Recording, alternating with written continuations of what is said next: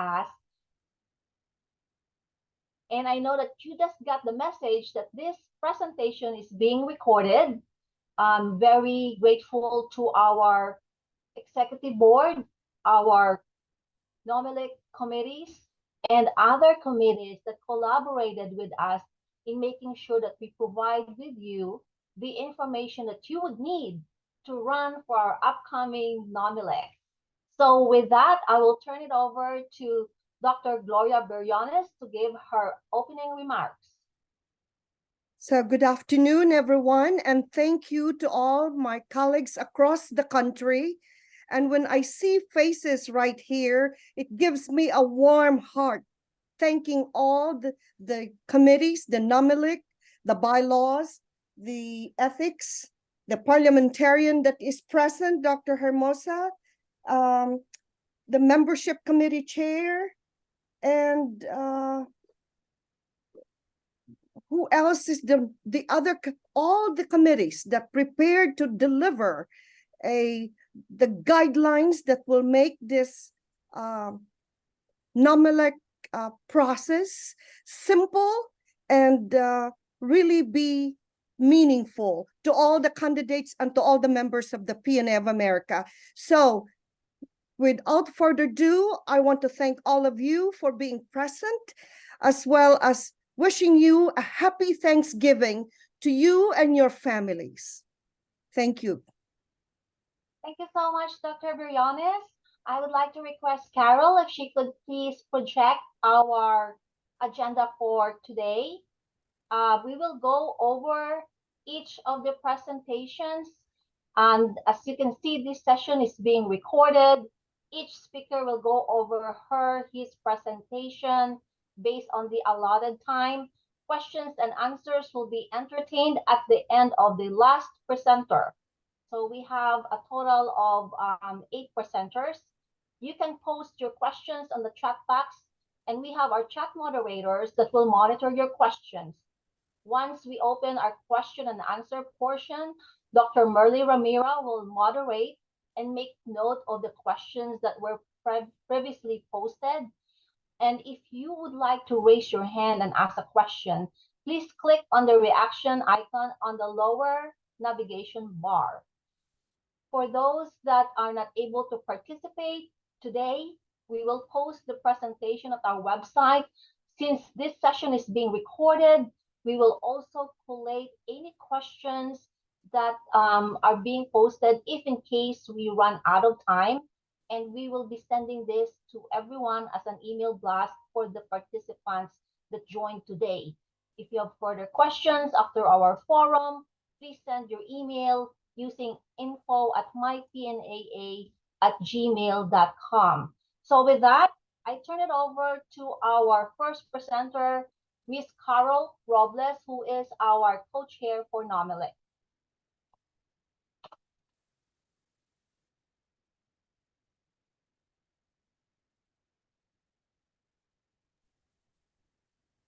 Hello, good afternoon. My name is Carol Robles, and I am the Communications and Marketing Chair of the Philippine Nurses Association of America.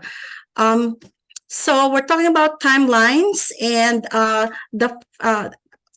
hold on, okay. So our election dates would be May 3 to May 16, 2024, and the start would be January 1st. That would be the start of filing of candidacy. Then February 3, that would be the voter eligibility, and that's paid PNAA members 90 days before the first day of the election. That's the deadline for payment of chapter membership dues submitted to PNAA treasurer. Also on the same date, February 3, is the deadline for filing of candidacy via electronic application to NOMELEC, and application should be completed online via the Google form on or before the deadline date and at 11:59 p.m. Eastern Time. Next important date is February 7. This is when the NOMELEC chair will send a list of candidates to PNAA president and executive board. Then on February 4 is the membership verification. PNAA treasurer and membership chair will verify and reconcile PNAA membership list and prepare the official PNAA membership list with members' email and mailing addresses categorized by region. So that's February 4 to March 1, 2024. Next is March 2, that is the submission of verified membership list. The PNAA membership chair will submit membership list to NOMELEC chair, PNAA president, and EB, including email and postal mailing addresses, and other pertinent information for final reconciliation. On February 4, also is the deadline for the official voter list. PNAA membership chairperson will transmit verified PNAA membership list as the official voter list to NOMELEC chair. On March 19, this is 45 days before the first day of the election, the candidate's background and qualification. NOMELEC will email list of qualified candidates with biodata and election dates to the verified voters. This is also the start of the official campaign of the candidates. Between March 1 and May 2 is the preparatory work with Yes Election. The PNAA NOMELEC chair and committee will work with Yes Elections project manager in the preparation and management of the election process. Yes Elections will test email addresses and identify emails that bounce and test the election system before final launching. Next timeline is April 6th. This would be the presentation of election candidates, wherein we will have an online debate amongst candidates of contested positions. On May 3, 2024 is the start of the election. Yes Elections will send blast email to qualified voters with valid emails and limited postal notices to voters with invalid emails. Election website will open at 12 a.m. Eastern Standard Time. And then Yes Elections will send 3 reminders to those with emails and have not voted throughout the election period. That would be May 6, May 9, and May 13. The election ends on May 16, and it will end at 11:59 p.m. Eastern Standard Time. On May 17, Yes Elections will report final election result to NOMELEC chair, and then the NOMELEC chair will verify the result and report the official election result to the PNAA president the following day, May 18. NOMELEC will email the official election results to the candidates and PNAA EB the day after, informing the PNAA president, and all candidates will be notified at the same time. On July 20, 2024, the NOMELEC chairperson will present the official election results at the 45th PNAA Convention General Assembly in Long Beach, California. August 20, electronic ballots will be archived in the database for 30 days after the official announcement at the annual PNAA General Assembly, then electronically deleted if there are no appeals by motion from the Executive Board. If there are appeals, electronic ballots will remain archived until all appeals are resolved, then electronically deleted. And that's about it. We will entertain questions after all the presenters have been completed. Thank you. Thank you so much, Carol. The next presenter will be Dr. Marlon Saria, and I'm going to be sharing his slides. Marlon, take it away once I share your slide. Great, thank you. Thank you, Dr. Mayor Joy Garcia-Dia. I apologize in advance. I am at the Marriott LA Live for a meeting with the Filipino community and President Bongbong Marcos. And it's happening in the next 30 minutes. But I really wanted to be here. So going to present policy 3.5 for everyone's information. This is just a section of the election policies. This is not the entire policy. The purpose is to provide guidelines on campaign practices and materials for the PNAA national election. The NOMELEC committee shall enforce the guidelines and compliance with established election campaign practices to ensure that candidates and supporters and members will follow a fair, honest campaign and to avoid negative campaigns. I will stop right here and say that we have these guidelines in place because we are a professional association, and whatever we do in public reflects not just on us individually, but on PNAA. So I do hope that everyone understands why we have these guidelines. Next slide, please, Dr. Dia. So the NOMELEC committee will be responsible to meet with all the candidates before the start date of campaigning. If you are interested in running for the elections, the NOMELEC committee will reach out to you and make sure that you are present for that meeting or one of those meetings. NOMELEC will provide the NOMELEC policy, including campaign guidelines to all the candidates. They will monitor social media for any negative campaigns and personal attacks to candidates. They will notify involved candidates and the individuals who are engaged in negative campaigning, and they will decide if they need to take down and delete negative campaigns as necessary.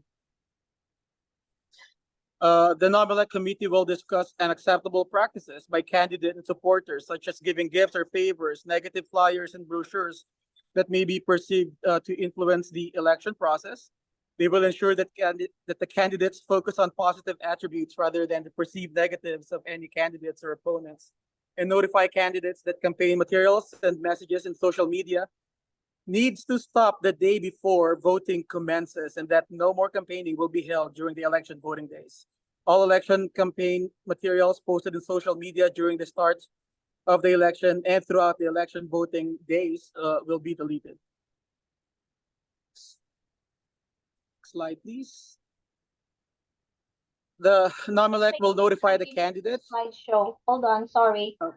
There you Thank go. you. The NOMELEC will notify the candidate if campaigning continues after the election begins, and for the candidates to notify their supporters who are still campaigning. The NOMELEC committee shall not engage in campaigning for any candidate. That's a given.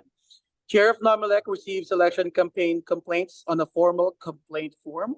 If you need a copy of that, we can provide you with that, or you can go to the PNAA website and pull those out. Attachment A is the PNAA NOMELEC complaint report form. And the NOMELEC complaint process is also attached to the policy. That's attachment B. The committee chair completes the investigation and shares the report with the candidate and the committee in a timely manner. NOMELEC committee shall ensure that all candidates are aware all campaign materials sent to members and posted on social media before and after campaign period will be considered a violation of campaign guidelines, and candidate will be subject to disqualification.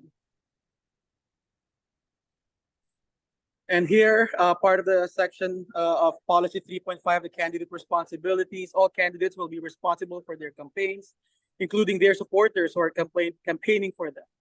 It is the responsibility of the candidates to know the campaign guidelines and to ensure that their supporters follow the guidelines. Candidates are the only responsible persons who will send campaign materials to voting members of PNAA and blind copy the members when sending emails. So that is just in relation to the emails. All candidates will receive an email roster from the NOMELEC and the membership committees. That roster is not to be shared with anyone. Very important. We are protecting the privacy of our members, so only the candidates can send those emails out. Candidates and supporters shall not practice in negative campaigning of other candidates. Related to chapters, candidates chapter may point out that one of their own members is running for national office, but they must encourage their members to review the full lineup of candidates and inform them lineup of candidates and information to make an informed decision in election and not to highlight a single candidate. Sorry. Candidates chapters may promote the election process through their newsletters, websites, social media, and other communications. They may not engage in negative campaigning. and candidates chapter should focus on the positive attributes rather than perceived negatives, real or perceived negatives of any other candidates and opponents. So that is it. I also want to stress when we talk about the negatives, you can talk about issues. You may have negative opinions related to issues, but we should not allow any negative opinions related to individuals themselves. Thank you. And as what Carol said, we'll entertain questions at the end of everyone's presentation. Thank you so much, Dr. Marlon Saria, and good luck with your conversation to our President of the Philippines. The next item that will be presented are lessons learned, and this will be done by Dr. Oh, is it gonna be Priscilla?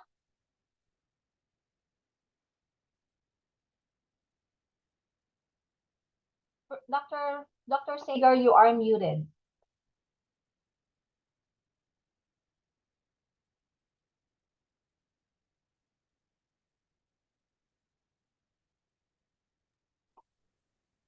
Good afternoon, everyone. Am I next, or is someone else going to speak? It was going to be Dr. Ray Rivera. We have to switch because Marlon has to drop off. Okay, so it's Dr. Rivera. Sorry, Yeah. let me unshare. Sorry. Oops.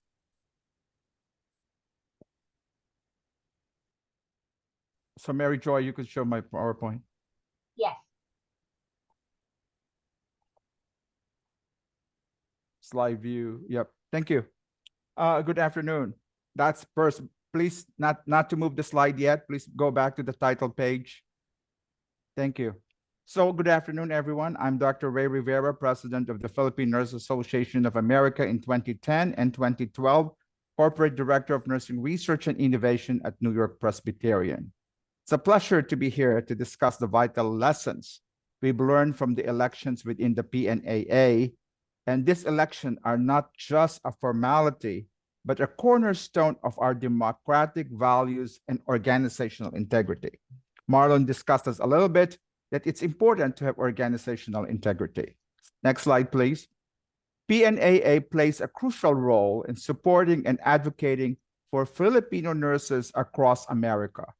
Today, I'll share insights into how our election processes have evolved and why they are central to our decision-making and governance. Understanding these lessons help us refine our approach to future elections, ensuring they are fair, transparent, and inclusive. Next slide, please. The importance of fair and transparent elections. Let's start by discussing why fair and transparent elections are essential. Elections are the bedrock of legitimacy in any organization, especially one as influential as PNAA. They empower our members and ensure that the leadership truly represents their interests. In this context, transparency is not just a buzzword. It's about building real trust, ensuring that every member's voice is heard and valued. Next slide, please. Clarity in our election guidelines is vital. It's about having well-defined rules and procedures that are aligned with our bylaws and policy.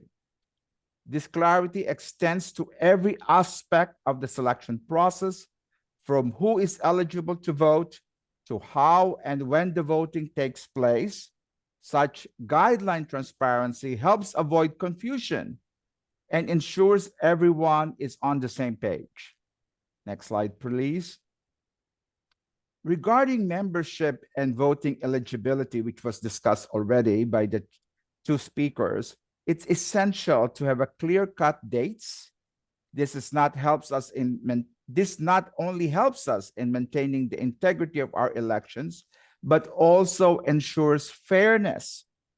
In cases where membership status or eligibility is in question, we have a structured process to resolve this issue, including escalation to the executive board if needed.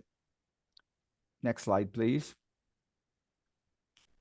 Over the past years, PNA's approach to voting rights has evolved significantly. Electorally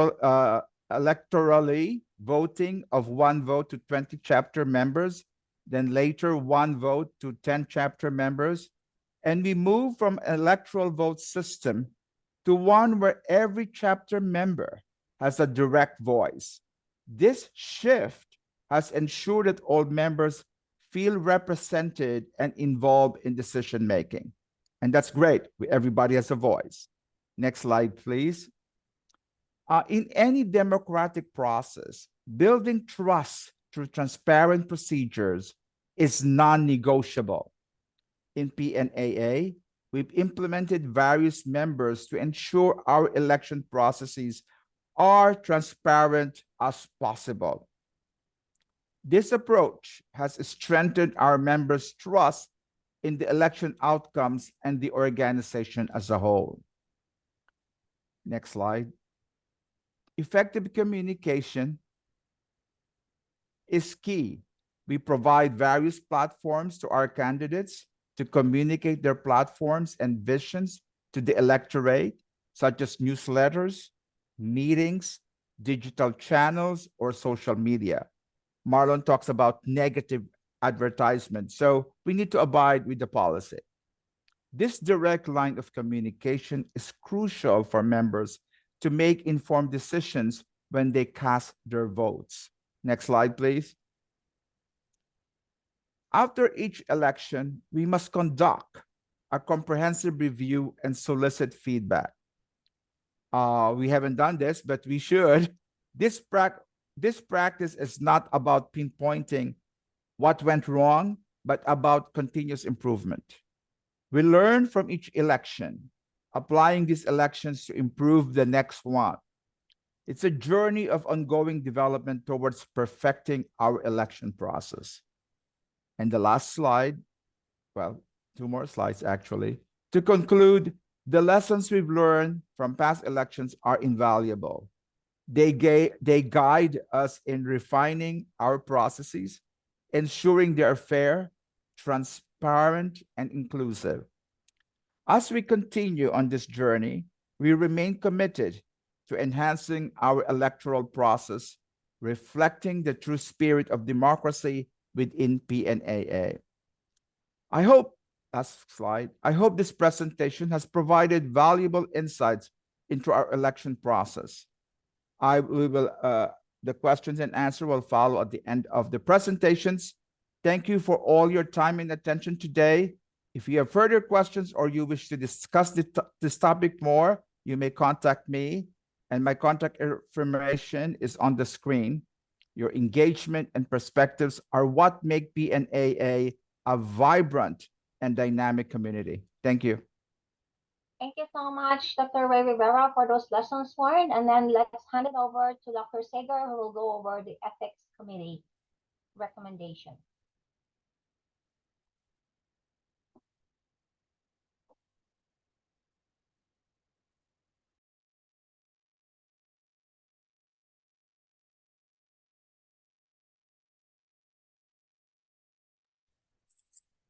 Good afternoon, everyone.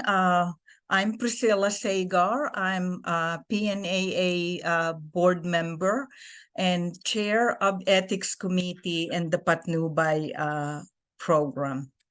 My first slide shows the PNAA mission statement that we are all familiar with, and I will not be reading it to you, but the key points there is the positive image and welfare of its members. And presenters before me had highlight that what we do individually and collectively reflect on PNAA.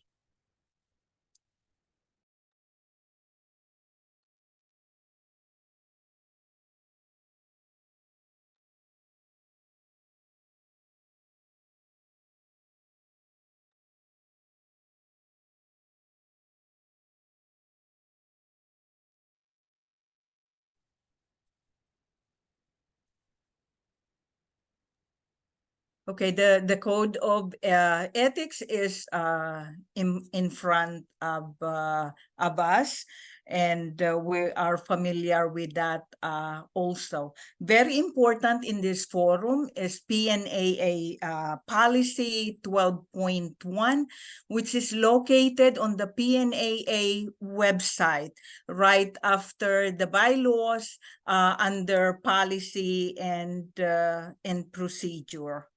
I had a slide before too that we had bypassed. I wanted to call the attention of everyone that the ethics handbook is available for download from the PNAA website under quick links after you had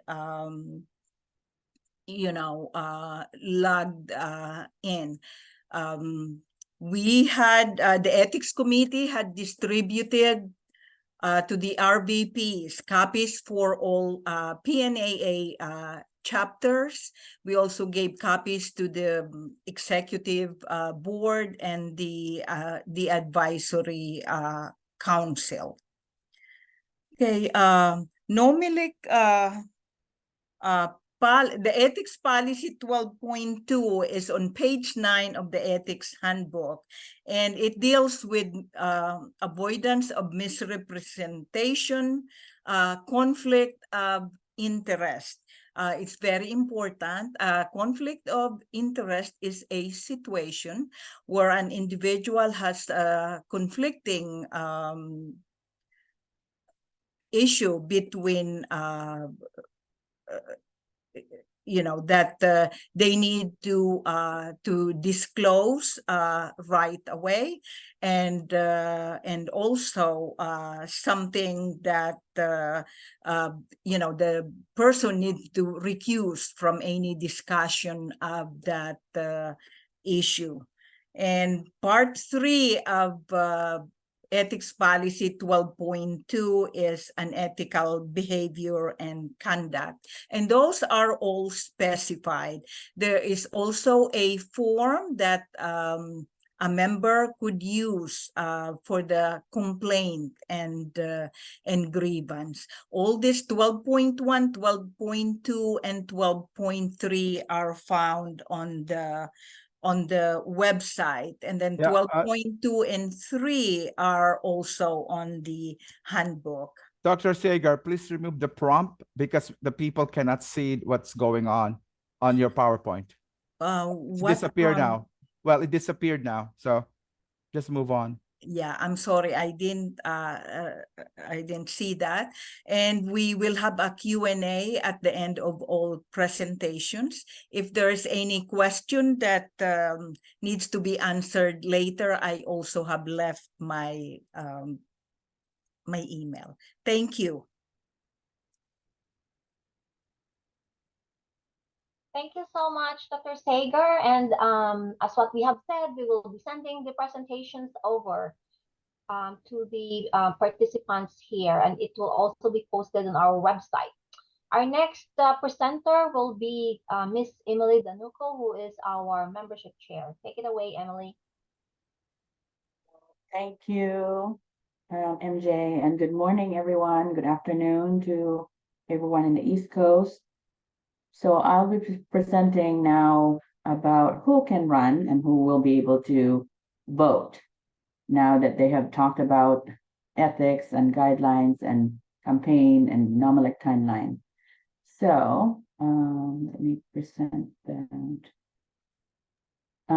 Eligibility of candidates. So nominees must be an active member for 2 years, 2 consecutive years immediately preceding the election. That's the first eligibility. And then for RVP and president-elect, they must have previously served 1 term or 2 years within the last 3 terms or the last 6 years as either one of the following: a member of the PNAA Executive Board, or a chairperson of a PNAA committee, standing or ad hoc, or a president of a chapter. For regional vice presidents, candidates for RVP must come from the region they are representing and be a member in good standing within their respective regions. For other elected positions like secretary, treasurer, auditor, and board member, the nominee must have demonstrated active participation in activities of the association at the chapter and national level. Now let's move on to who can vote. So we have different categories for our members, right? We have a chapter member, which is either active or associate.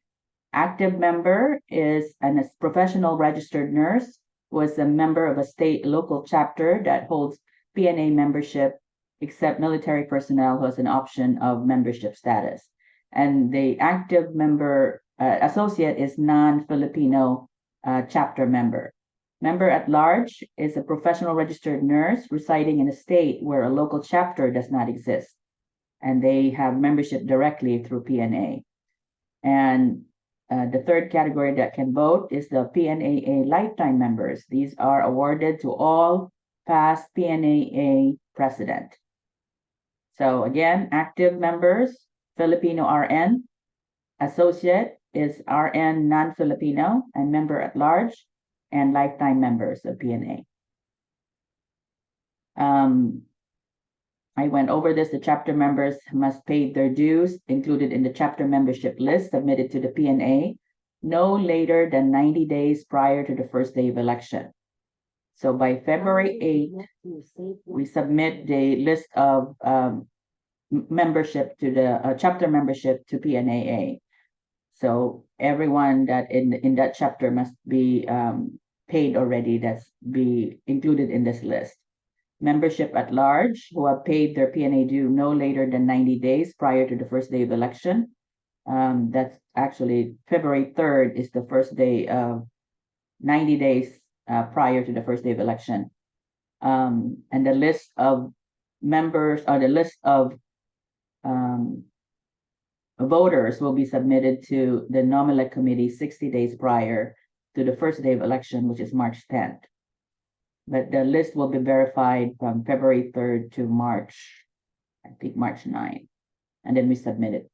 So for the current or returning members whose names were not included in the list that we submitted that 90-day prior, must renew their membership no later than 48 hours prior to the first day of election. So that's May 1st. So if their member, this is a current member that lapsed, they can renew within 48 hours prior to that first day of election, which is May 1st. For new members, however, they must be paid or at least be a member 90 days prior to the first day of election. So that is February 3rd. They must be a member by February 3rd. After that, they won't be eligible to vote. What should chapter do? This is really important. They need to check the email addresses of their members and the home addresses, because they will be receiving the voting link to their email. So we need to have the list, correct email addresses and home addresses for your members, so they will be able to exercise their right to vote. So again, February 3rd is the deadline, the 90 days prior to the first day of election. These are all the payment dues need to be submitted to the PNA treasurer of all your chapter members to be included in that membership list that will be submitted to vote. Do encourage your members to exercise their right to vote. The list of voters we provided, as I mentioned, 60 days prior to the first day of election to the NOMELEC committee. That is March 4th, and NOMELEC chair shall declare the final and official PNA list of official voters and the electorate for the PNA national election. NOMELEC chair shall submit the official PNA membership list with the email addresses to the PNAA approved election management contractor. So what do we do? Make sure that we do it. Watch out for email from the election management contractor. Each voter shall be given a confidential, unique individual code assigned by the PNA approved election management contractor. And that's why we really need that correct emails of your members. So they will be receiving those email from the election management contractor, because those are unique individual codes. That will be the only way they will be able to vote.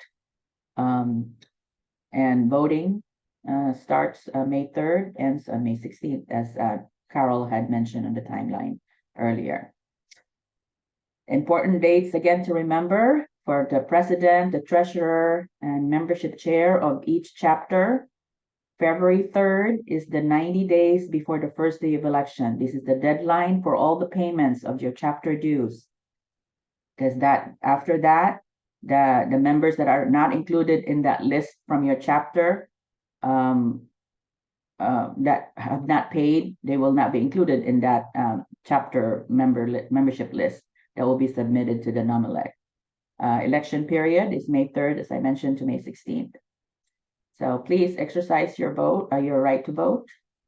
Thank you. I'll move on to, so if you have questions, as the other presenters had mentioned, we'll entertain them at the end of all the presentation. So I move on to the next presentation, which is presenting for the bylaws committee. Elena is out of the country. So I'm presenting for Elena De Jesus, the chair of the bylaws committee. So most of her, she would also talk about who's eligible to vote. So let me just find her.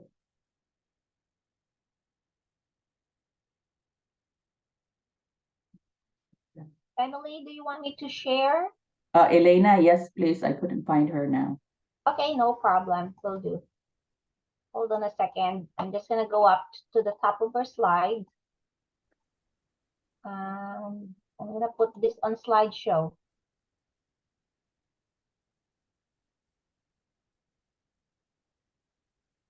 Okay, so I talked about the eligibility to serve. Those are the nominees, and eligibility to vote. I mentioned that in my presentation in membership. Next slide, please. So again, it's just reviewing president-elect and RVP. They must have previously served 2 years or 1 term in the past 6 years or the last 3 terms as a member of National Executive Board, or a chairperson of a national committee, or a president of a chapter. For circle of president representative, the nominee must be a current chapter president of the region he or she is representing, and the term of office of the copper is 1 year. Next slide. And to be eligible for any elected office, the nominee must have demonstrated active participation in activities of the association at the chapter and national level. A nominee may be a candidate for only one office at any given time. And any past president of PNAA may run for any office in the executive board after 2 years following the end of his or her term. Next slide, please. Eligibility to vote. There's member electronic elections shall be held every 2 years. So it's electronic, that's why we're doing emails. All chapter members who have paid their PNA dues and included in the chapter membership list submitted to PNAA no later than 90 days of the first day of election shall be eligible to vote. So that is, again, the deadline is February 3rd. And these are as active and associate members. Again, active and associate members, these are RNs. So some chapters have associate members that are non-RN. They are not eligible to vote. So only RN, active RN, non-Filipino, and active associate member active RN Filipino, ethnic Filipino, and then the associate member is non-Filipino members, but RN. Member at large also are eligible to vote, who have paid their dues no later than 90 days prior to the first day of election. And the list, as I mentioned, will be submitted 60 days. Next slide. Also mentioned the lifetime members, which are all the past PNAA president, will be able to vote in national elections. Next slide. For candidates, they must be active membership status times 2 years immediately preceding the election. And these are just repeat of what I talked about. So let's so these are just quotes from Elena, and the next 2 slides also, I'm just relaying her quotes here. Every election is determined by the people who show up. And voting is not only a right, it is a power. When we vote, we take back our power to choose, to speak up, and to stand with those who support us and each other. If you don't vote, you lose the right to complain. Next slide.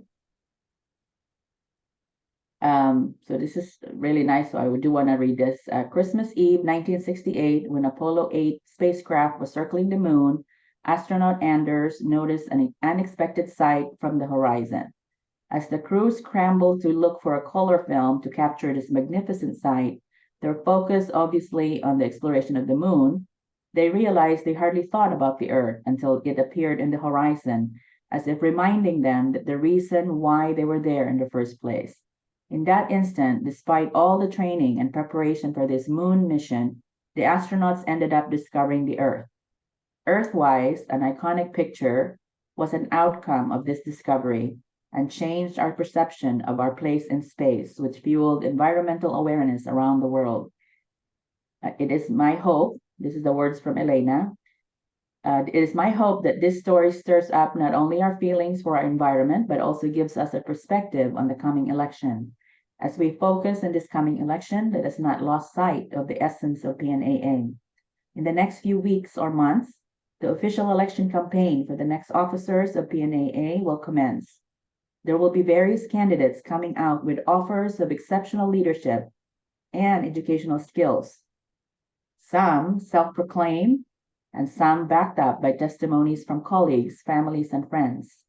It is my hope that as we approach another election year, we look at this opportunity with smart choices and discern with careful concerns about our beloved PNAA.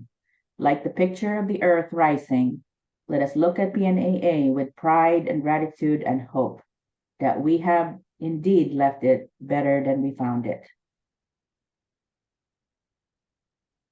And that's the end of the bylaws presentation that I did for Elena de Jesus. Thank you. Thank you so much, Emily Danuco, and of course, Elena was unable to make it, but I hope her words of wisdom gives us a profound perspective how we look Earth from our point of view, the same way that we are looking at PNAA as we prepare our future leaders. So the next presenter will be our parliamentarian, Attorney Leticia Hermosa.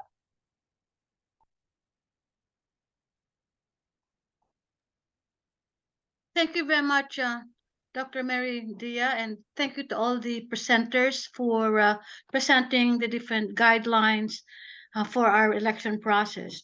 What what I'll be sharing with you are the different checks and balances that we use to have that maintain the integrity of the election process. Just to let you know, for those of you who don't know me, I'm the past president of PNAA for the years 2014 to 2016, and past NOMELEC chair from 2016 to 2018. So I've held positions to know enough to share with you my insights in maintaining the integrity of our election process. So you have heard the different chairs and different presenters discuss some of the important elements of our bylaws, policies, and procedures that encompass our election process. And one thing that I wanted to emphasize is that our election process is conducted in collaboration with, it's called now Yes Election, which the contract services that we have employed to monitor and to implement our election process. Once the election process begins, Yes Election now takes over the election process. So none of PNAA or the nomination and election committee have access to the contents of the elections that are given by our members. Those are all very confidential. That's why we have specific codes for each voter. Each voter have their own specific number that they could vote individually. I want to emphasize that you may not share this code to other members, and that's very important. You may not share, and this is monitored by the Yes election of well, it was previously Election America, but now it's Yes election. So they monitor, including the different members who have voted twice. They would know members who have voted twice because of the information that we submit to them. So the integrity of the election process is again collaboration with our contracted administrator, and then during the entire nomination election, these are all monitored using our guidelines, which you have heard during the previous presenters, and monitoring and reporting on a continuous basis. Yes election reports the results of how many of the chapters have members have voted. So that's the only information that we get from Yes America. Yes elections will send reminders of how many have not voted, and just numbers of how many more are needing to vote. And that's the evaluation and process improvement. Now, in as far as the checks and balances, next slide, please. These are the things that we do on an ongoing basis.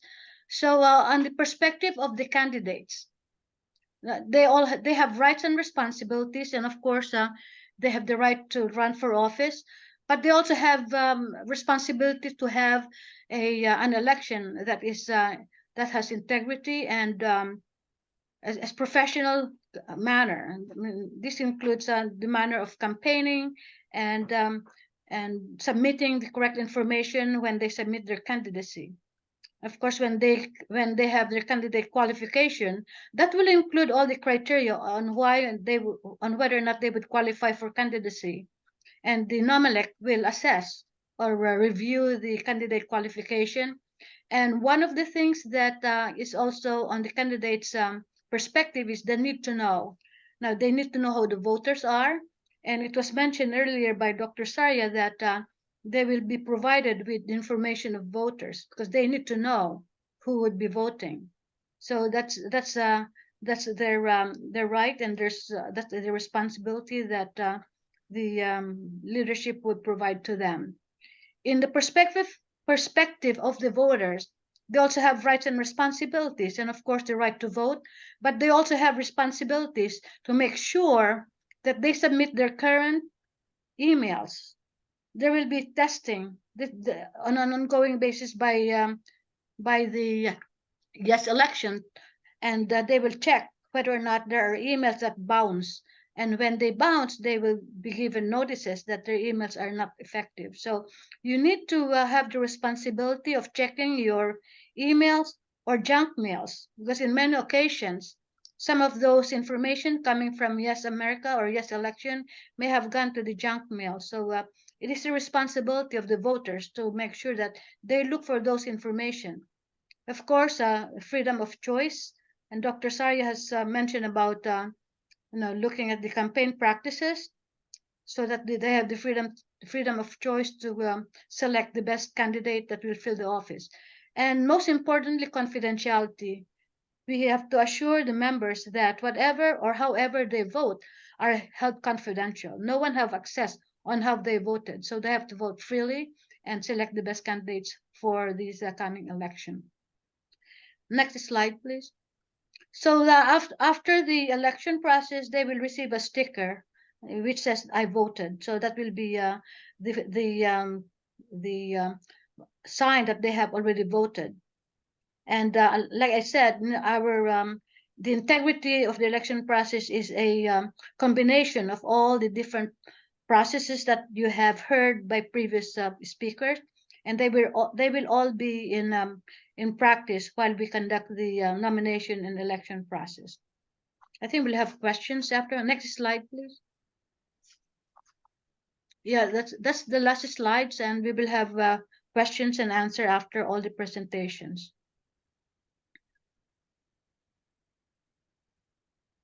Thank you so much for providing us a process, Dr. Hermosa. Our next presenter will be Dr. Deason, who will go over the application process.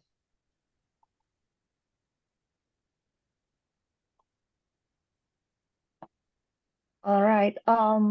Before I do a demonstration of the actual online application for submission of nominations for the 2024 PNA election, I just have to point out a few important reminders to candidates that the online application will close at 11:59 p.m. Eastern Time on February 3, 2024. It is important that you apply early as the NOMELEC committee will not be responsible for late applications due to technical glitches. And the online applications is through Google Forms, so you will need to have a Gmail account. If you don't have a Gmail account, please create one before you start the application process. And it is important to have documents filled out, ready, and saved in a designated folder before you sit down and start the online application. Because once you start, you will not be able to complete it if you stop and try to do it the following day. Because once you start, you have to finish it in one sitting. And also there would be instructions that will be sent out to help you carefully and efficiently complete the online application. So with that, let me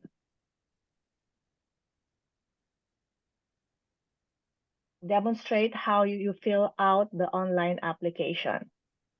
So you will get a link to the Google Forms, which would look like this. As I said, you need a Gmail account in order to fill out the nomination. So you just need to submit your email address. And this is the email address. This does not necessarily have to be the Gmail account that you use in order to complete the online application. The email we are requesting here would be the contact information, the contact where you want to be contacted by the NOMELEC committee. So let's say I wanted to be notified or contacted at my AOL account. So I would type in my AOL account.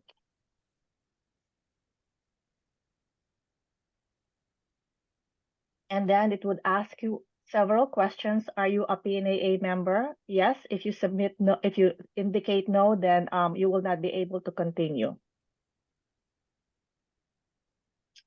And it would ask you for information regarding yourself. So let me just fill this in.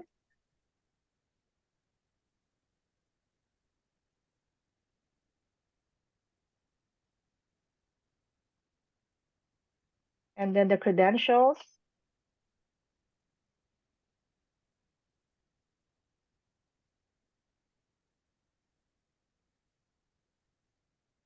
Your local chapter. Your mailing address. And the phone number you wish to be contacted. Then you go to the next section. Here it asks for your current licensure. You can be active or inactive. If you are inactive, you'll be prompted to proceed to the next section. If you have an active RN license, you will be required to enter the state of your licensure. And of course, your nursing license. Next question would be type of employment. If you're employed in an organization, you will be directed to the next section. And the same is true if you are self-employed, you will be directed to the appropriate section. So if I say I'm employed in an organization, I just enter the information.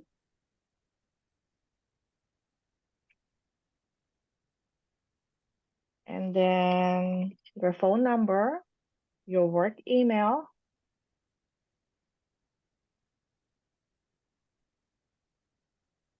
Let me just put that there. And then in here, you will be asked to select the position you are running. Say, for instance, I select president-elect.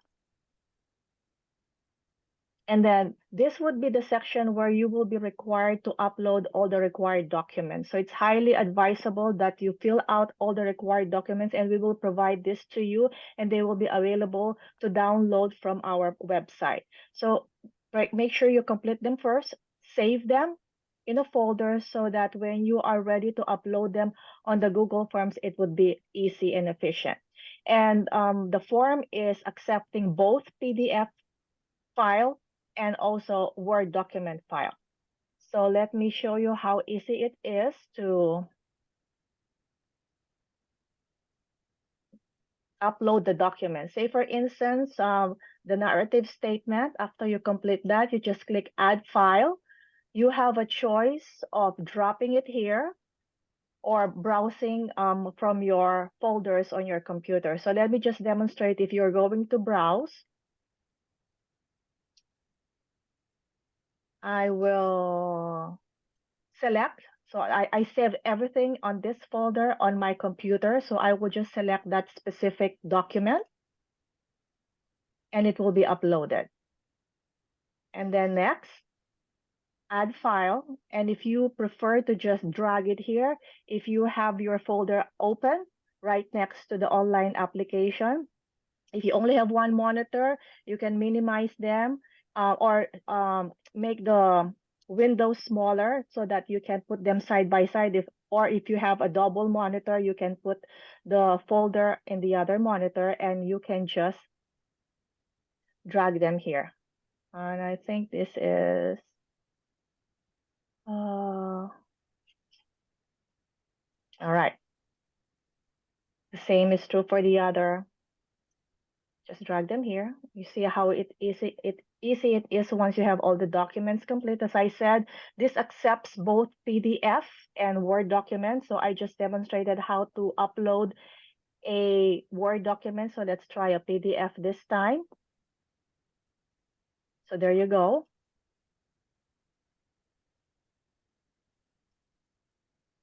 While I'm doing this, there are 9 documents you need to upload, which includes your profile picture.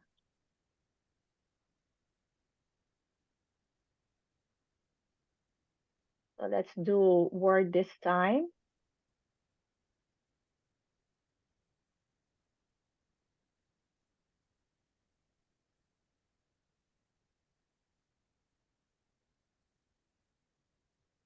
And lastly, let's do a PDF this time.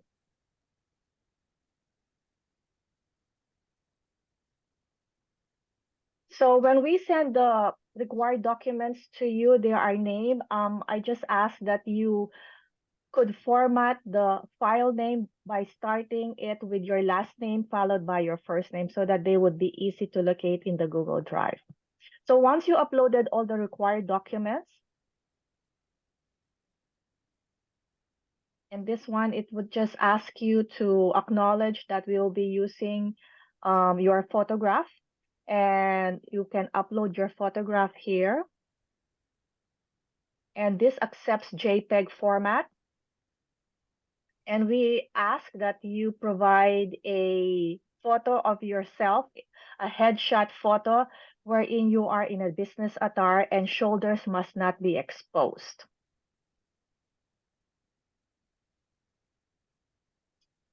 And then that would be followed by affixing your name in the form, confirming that the information you provided is correct to the best of your knowledge. So you just type in your name, which would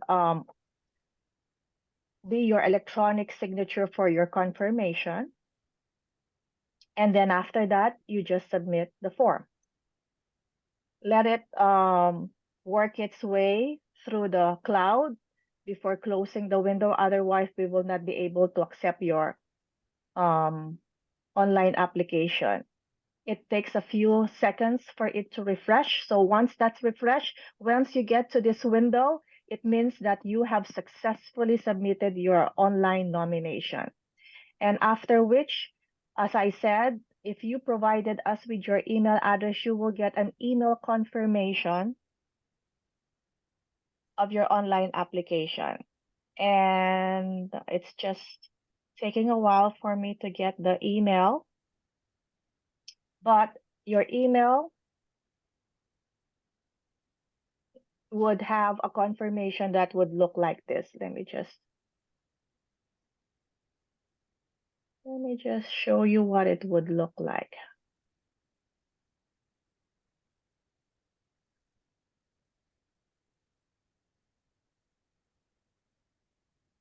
So it would look like this. You will get an email that would say, thanking you for filling out the online nomination. And then it would have a summary of the information you uploaded in the Google Forms. And that is all I have for demonstrating to you how to complete the online nomination form. Thank you so much, Dr. Deason, for walking us through the step-by-step process on how to submit your NOMELEC applications electronically. And really, this is a streamlined process that will allow candidates and also the NOMELEC committee to review each of the qualifications, criteria, and check this off in an organized and efficient manner. So thank you for leading this and making our processes more efficient. So now I will turn this over to Dr. Merly Ramira to check if there are any questions that has been posted on the chat. And again, if you have any questions, please raise your hand so we can monitor you. You can go down to the lower navigation screen on your screen that has the smiley face and it's saying reaction, and you click on raise your hand. If you have any questions. Hi. Yeah. Hi. Good morning, everyone. It's Merly Ramira. So it's time. We want to thank all the speakers, and now it's time for the questions and answers. And I've been monitoring the chat room, and I didn't see any questions as of this time. You guys can also raise your hand as well. So I can see Bob Gahol raising his hand. So Bob, go ahead. What's your Yes, question hi. for us? Thank you, Merly. So my question is well, first of all, I want to thank the NOMELEC committee for putting together this very informative webinar. So my question is, because of there's a lot of timelines involved, and I would like to, if you can share that for the newsletter, we can add it in the November newsletter so that this information will be disseminated to a lot of our members before because the January 1st deadline, or I mean, application is fast approaching, especially with the holidays.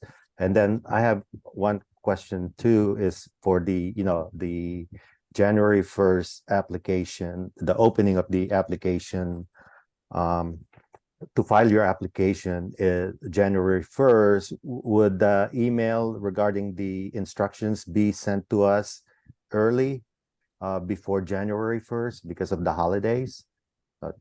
Thank you. Thank you so much, Colonel Bob Bahol, for that great question. And yes, we have a timeline internally in terms of when we will be starting to release the communication. Our plan is that a week after this, just to make sure that we're able to celebrate Thanksgiving together with our family, that through our communication and marketing chair, Miss Carol Robles, we will release the step-by-step process, the timeline, and email it to everyone. And I love your idea of, again, putting this in our newsletter as well. And we will work closely with our website chair, Susan Repotente, so this way the information is also accessible in terms of looking at the presentations and also the timeline and the step-by-step process. All right. And there's another question from Chris Escarilla, and I think it's related to the question of Bob. Would the timeline not be available in our PNA? So I guess Dr. Merja Garcia D already mentioned that it will be available on our PNA website. Any other questions? Wow. I guess we made a very clear presentation to all attendees. And it looks like we have also positive comments, Dr. Ramira. Yes, yes. I see that Risa Mauricio had said, thank you, NOMELEC, for working Working on on an electronic, application yes. process. So thank you so much. As well as Dr. Chris Escarilla saying that she's grateful for keeping the integrity of the process as well. There's another comment here from Pat Madamba. In the need to know for the candidates, they have the right to know the voters' information or the names. Any other information available to the voters regarding email or address? Yes, that's a great question. I know that we went quickly for the timeline, but there is a specific time frame. And if you remember, our communication marketing also mentioned this, and also our president-elect mentioned it as well. There's a time frame when the candidates can openly campaign. There's an end date, opening date, and an end date. In addition to that, we will be providing a forum for our candidates, especially for positions that have more than one candidate, so they can share what their platform is. And we have done this in the past. So we will be providing the save the date for April on when these conversations with the candidates will be happening. All right.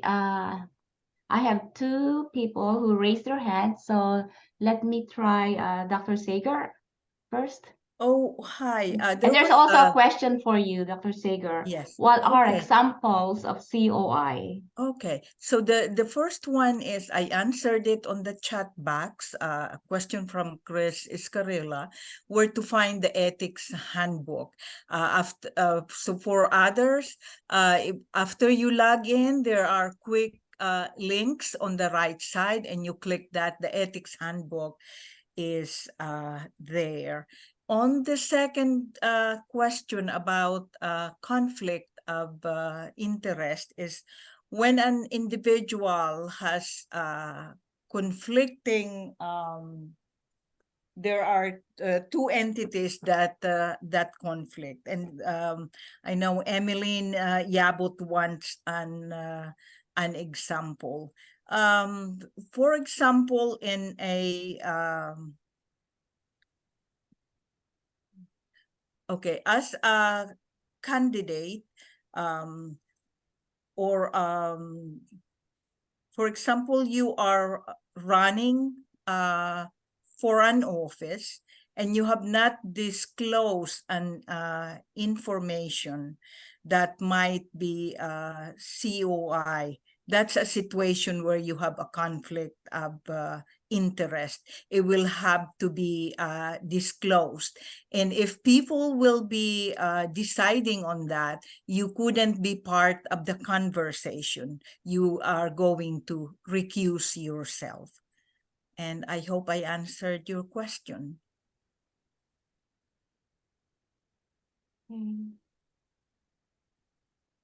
All right, let me call on Pete. Pete Calixto, you have a question?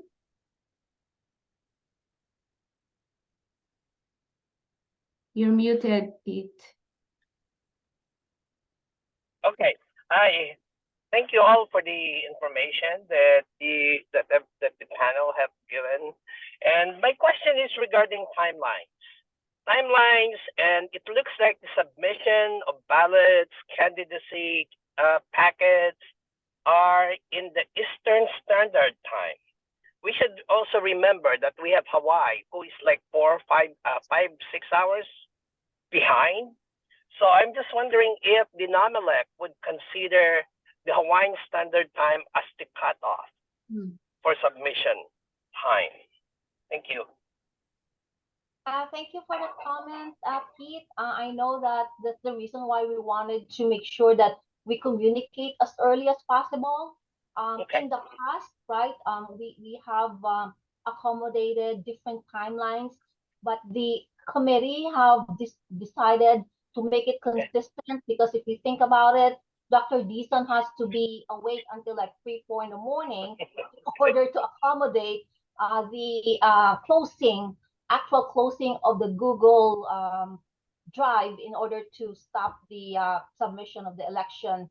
Knowing that if looking at it from a personal and professional level, if I'm intent on running for a certain position, I will start thinking about it right now.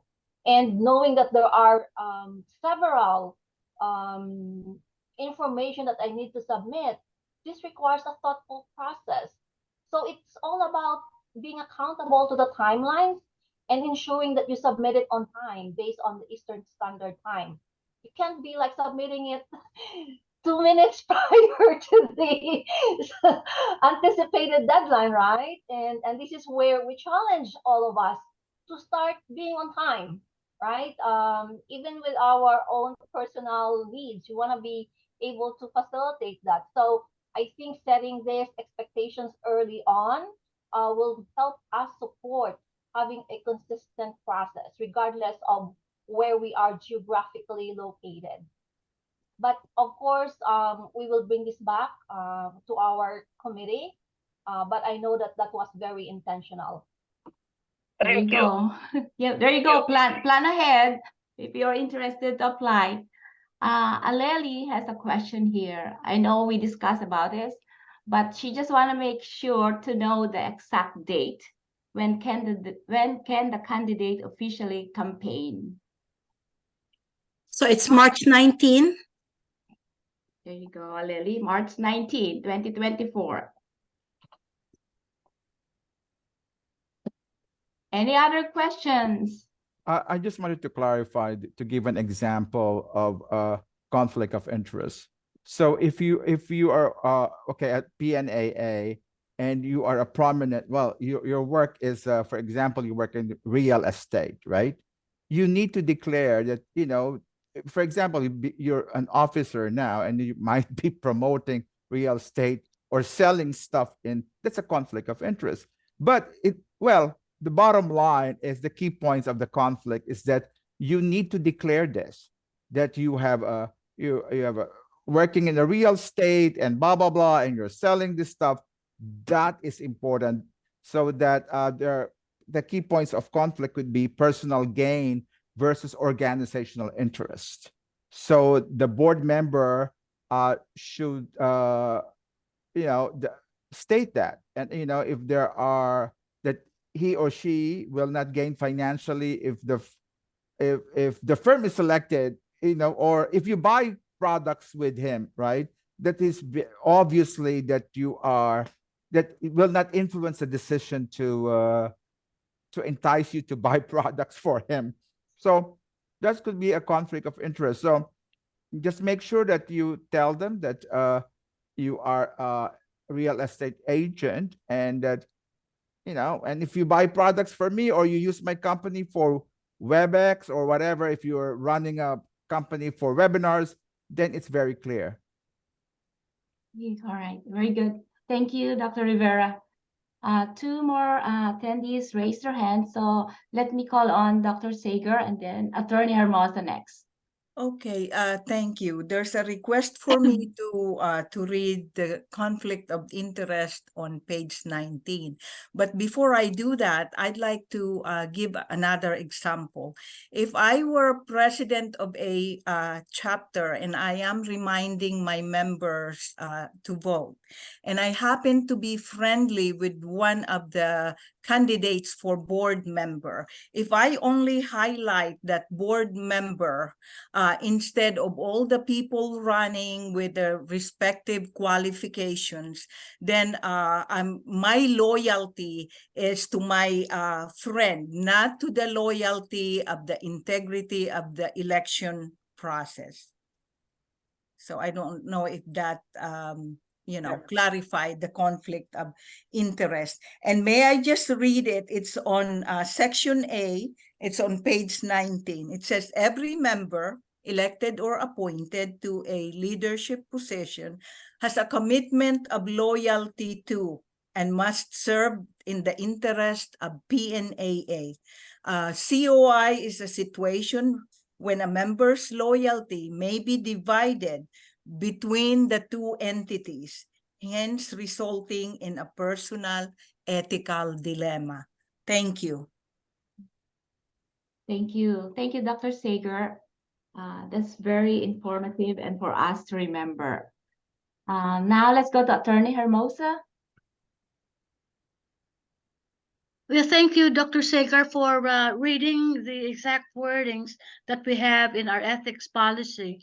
The ethics policy is very clear in defining what we consider as a conflict of interest, and the key words is conflicting loyalty. I know that there are different definitions of conflict of interest. I know IRS have a has a broader definition of conflict of interest in relation to board members, but the key that we use at PNAA, and this is very specific to PNAA, is conflicting loyalty between two entities. And those are the keywords that we need to look for. I'm sure there's a lot of examples, and we could discuss that if you have further questions, and we will further discuss that. Is there a number like in the hospital? There's a corporate compliance number. That's Do right. we have a number for ethical or compliance questions? That, you know, if there's a question that they want to raise, is there a number or email? I think Mary Joy wants to answer that. Yeah, absolutely. And this is where our ethics committee comes into play. If there are any questions with regards to the integrity or if any a conflict of interest, we can email it to pnaa@gmail.com. But I also wanted to piggyback on conflict of interest, right? Because it has a positive implication, meaning that I'm very open and transparent on who I am, and that should not cloud the judgment that I will make in terms of contributing to the decision-making process for the organization. And I also will use that in order for me to make an informed decision to recluse myself if there's going to be a potential conflict of interest in any decision-making process. So just want to make sure that having a conflict of interest protects you as an individual and also protects the entire organization and ethical process. One thing that I can share concretely is being a member of different organizations. So, for example, I am a member of the American Academy of Nursing, and within that organization, I am part of the membership selection committee. And in that process, we are very clear in terms of if you're reviewing a candidate and if you have a personal or professional affiliation or even just know as an acquaintance, you have the obligation to recluse yourself in evaluating the candidate's application process. So I hope that would clarify what the conflict of interest is. Okay, all right, thank you. Jay La Rosa has a question here, so let me just read his question. After declaration of possible conflict and after being elected, the individual will have further direction of what they can or cannot do to avoid that conflict, correct? Do you want me to? Yes, Apileti. Can I address that? Yes. So after you have been elected or appointed as an official officer of PNAA, there are specific guidelines on ethical dilemmas, and we have specific processes to determine whether or not there's an there's a conflict of interest. And we have to go through the process of reviewing whether or not there is indeed a conflict of interest, or is it something that is not influencing the decision making. So it's really based on what your role is in terms of decision making and your role as a member of a board or an officer. Because if we look at the bottom line, is that conflict of interest could influence your decision making role as an officer, and that's where we need to dig in and investigate. Would there be a conflict of interest when you're making decision about a particular matter? So it will not just stop at disclosing. We have a process, and we have that in our guidelines, in our ethics. I don't know if it's in nomination or an ethics policy. We do have guidelines on how to deal with conflict of interest, and that's one of the things that I know that IRS, from the federal point of view, and many states require that nonprofit organizations have a conflict of interest policy. And even if they have a conflict of interest policy, that they have a mechanism of dealing with any conflicts and what they do with it. So those are required when we submit our financial report, and this comes in with fiduciary responsibility of boards. When we submit our reports to IRS and to the state, there's a section there that says, do we have a policy on conflict of interest? And then they will have further word, okay, do you have a method of dealing with conflicts? So this is not just an ethical question, it's also a legal question in relation to dealing with conflict of interest. I think what's important is that we have resources available for for our members. If they have question, to feel free to call the ethics committee. And that's the reason, because we cannot solve all this problem. We have only 8 minutes remaining, right? That's the reason resources are available for us. Thank you. And there is, may I address the question from Emily Danuco? It asks about being a CEO of a recruitment agency. I would say that per se, you being a CEO is not a conflict of interest.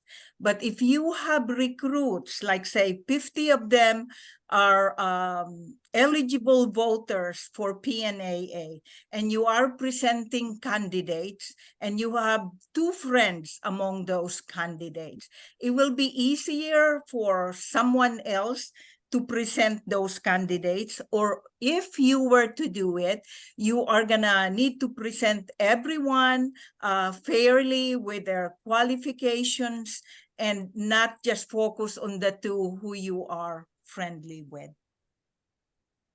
Thank you so much There for you that go. example, Dr. Sagar, because that would be seen as a perceived conflict of interest versus an actual conflict of interest. So this is where the guidelines that Marlon has earlier provided in terms of when we're trying to campaign or trying to encourage our peers to vote, that we want to make sure that we align ourselves on how that would look like from a perception and an actual conflict of interest. All right, so I don't see any other questions, but eventually, if you have other questions that you would like to ask, you can email info.mypnaa@gmail.com, and someone will be responding to those questions. I just have one last comment. This is a question. I just wanted to emphasize to all the members or voters that if you have questions about conflict of interest or ethical dilemmas, direct it to the NOMELEC, because they monitor all the process of nomination and election. So direct it to them, and they will be the ones who are monitoring the election and nomination process instead of going directly to the ethics committee. Thank you. All right. Any other questions from the group, from the attendees? I don't see anything from my end, Dr. Ramirez. So I hope that this presentation offered you the opportunity to look at the overall timeline, especially that you will be participating in it from a candidate and a voter perspective. So please make sure that you review those timelines once we post it. I would like to express my appreciation to Dr. Gloria Berrianes for her continued support and providing us the opening remarks. And of course, to my fellow NOMELEC committee members who have diligently met for the past year in planning this process so we can have a very fruitful and successful nomination and election event as we prepare for 2024. I would also like to acknowledge our membership chair and of course our treasurer, Aster Vargas, and also Emily Danuco, who is technically the assistant membership chair, because they also have a lot of heavy lifting that they need to do in ensuring that all the voters are eligible to vote. So I would like to make sure and emphasize this is not just a one man's job. It is a chapter responsibility to help us support our membership chair to ensure that you submit the list in a timely manner. At the same time, would like to acknowledge Miss Elena De Jesus, who, even though she's not able to join, was able to really put together relevant information that will help us align with our bylaws and policies. Thank you so much, Dr. Sager. I know we will be working closely hand in hand in making sure that we have a ethical and transparent process. And thank you to Dr. Marlon Saria, who unfortunately has to drop off early, but really intentionally made sure that he showed his presence because this is a legacy that will impact his presidency as he starts his term in 2024. And of course, Dr. Leticia Hermosa, Dr. Ray Rivera, who has always been our staunch supporter and advisors for many, many years and has really shown how this election process has evolved throughout the years. I would also like to acknowledge our past PNAA president, Peter Ruben Calixto, Dr. Leo Felix Jurado, who is our current executive director, Ampi de la Paz from Texas, Lolita B. Compas from New York, and of course, all of you who intentionally listen to our forum because you know that you will be the decision makers in identifying and voting the future leaders of PNAA.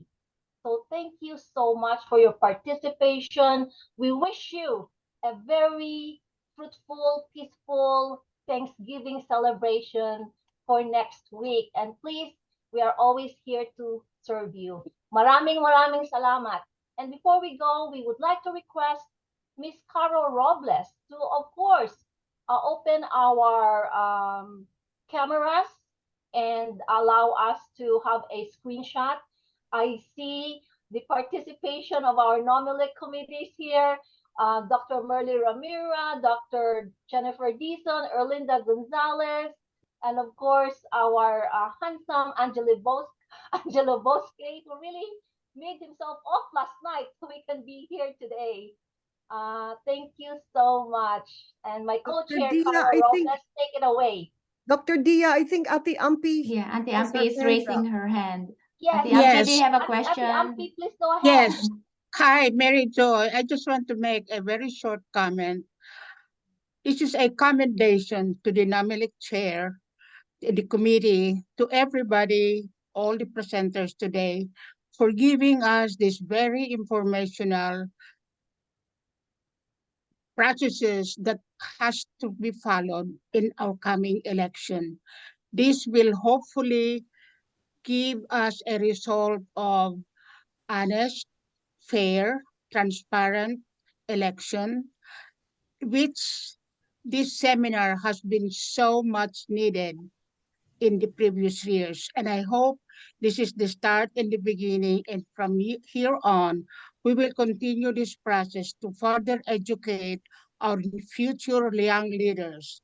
Some of us are now in the past tense, but we have a lot of future in our young leaders. So, commendation, 21 gun salute to all of you for making this a very informative, successful information. And to all those wishing to file for their candidacy, as Mary Joy say, if you're really excited to run, apply early. Don't wait until the last 2 minutes. So on behalf of many of us here, past presidents, I'm sure they share my sentiment. I am so excited, so fired up for this coming election. Kudos and bravo to all of you.